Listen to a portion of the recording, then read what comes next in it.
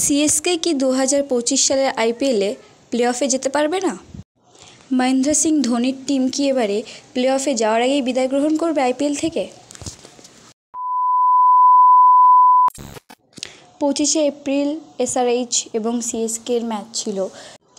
CSK ফ্যানের উম্মিদ ছিল যে এই ম্যাচটা যদি সিএসকে জিততে পারে তাহলে কোথাও না কোথাও সিএসকের একটা চান্স হয়ে যাবে প্লে অফে যাওয়ার জন্য। কিন্তু এই ম্যাচে সিএসকে 154 রান করে, 10 জনই আউট 19.5 ওভারে। এসআরএইচ 155 রান করে 5 উইকেটে 18.4 বলে, যার ফলস্বরূপ এসআরএইচ 5 উইকেটে জিতে যায় 8 বল আগে। এই ম্যাচে সিএসকে টিমের এমএস ধোনি 10 বলে 6 রান করে আউট হয়ে গেছিল। এসআরএইচ টিমে কে মন্ডিস 22 বলে 32 রান করেছিল।